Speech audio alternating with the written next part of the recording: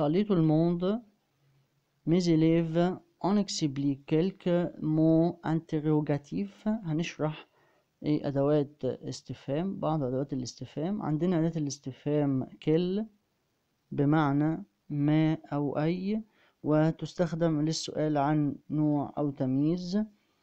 عندي أشكال لكلمة كل، عندي كل المفرد المذكر زي ما احنا شايفين، كل مفرد مؤنث، وكل جمع مذكر، وكل جمع مؤنث.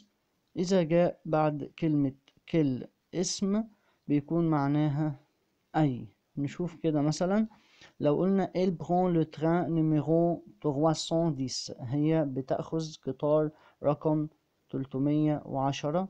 وعايزين نسأل عن نوع تمييز القطار أو نوع القطار دوت، فهنقول مثلا elle prend quel train. هنا كل معناها أي عشان نجي بعدها اسم زي ما احنا شايفين كلمة train، يبقى هي تأخذ أي قطار. أما إذا جاء بعد كلمة كل بأي شكل من أشكال كل طبعا بعدها verb être، هتكون كل بمعنى ما زي ما هنشوف دلوقتي في الإكزامبل ده. Le prix d'un billet pour Alex est 40 livres égyptiennes. سعر تذكرة عشان الإسكندرية بتكون 40 جنيه. تمام. لو عايزين نسأل عن السعر هنقول مثلا quel est le prix d'un billet pour Alex، يبقى ما هو سعر تذكرة القطار لأليكس. زي ما احنا شايفين كلمة كل هنا بمعنى ما عشان بعدها verb être. وطبعا بنختار كلمة كل على حسب الاسم اللي بنسأل عنه. يعني لو بنسأل عن اسم أو كلمة مفرد مؤنث هنجيب كل شكل المفرد المؤنث وهكذا. طيب أداة الاستفهام التانية عندي أو اللي هي معناها أين، وبتستخدم للسؤال عن المكان المسبوق بحرف جر. example il va à Alex، هي تذهب إلى الإسكندرية. ممكن أقول سؤال طبعا عن المكان اللي هو أليكس اللي في الإسكندرية ده، هيبقى il va où أو où va-t-il.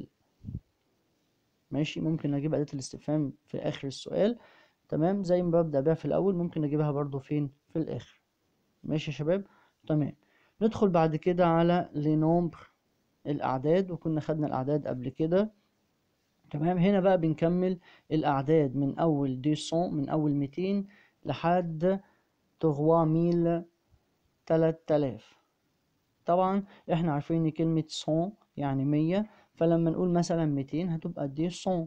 وكلمة 100 طبعا لما بتزيد عن 100 يعني 200 300 400 بنزود لكلمة 100 حرف الاس زي ما احنا شايفين كده في 200. لو قلنا 100 بتبقى 100 بس من غير ما نحط اس لكلمة 100. طيب عايز اقول مثلا 201 عادي خالص، يبقى 200 زي ما انا قلت 200 وبعدها واحد اللي هو ان. بس هنا في حاجة برضو نلاحظها، ان الاس في كلمة 100 اتشال من بعد كلمة 201 اتشال فيها حرف الاس. هنا عندي ملحوظة بتقول لو جه عدد او رقم يعني بعد كلمة 100 وهي جمع يعني فيها اس، هنحذف الاس من كلمة 100 زي ما احنا شايفين في 201 و202 و210 وهكذا. تمام. طيب 300 طبعا 300 زي ما احنا شايفين فيها الاس. طيب 400 400، 500 500، 600 600، 600 وهكذا لحد لما نوصل لكلمة 1000 أو العدد 1000 اللي هو ميل زي ما احنا شايفين دلوقتي. طيب عايز أقول 1100 عادي خالص، 1000 يعني ميل و100 يعني 100. طب 1200 برضو نفس الكلام، ميل 200 يعني 200. طب 1201 يبقى ميل 200، هحذف الاس من كلمة 100 واحط بعدها ان. الله ينور عليكم. وهكذا برضو لحد ما احب اقول 2000 يبقى 2 ميل. وهنلاحظ هنا يا شباب بقى ان كلمة ميل مش اتجمعت، يبقى كلمة ميل لا تأخذ اس عند الجمع. تمام. ونعد برضو عادي خالص، عايز اقول 2100 يبقى 2100، 2200 عادي 2200. بس كلمة 100 طبعا هي جامعة زي ما احنا شايفين. عايز اقول 2300، 2300 ولحد ما نوصل للعدد 3000 يبقى 3000 وبرضو ما فيهاش اس.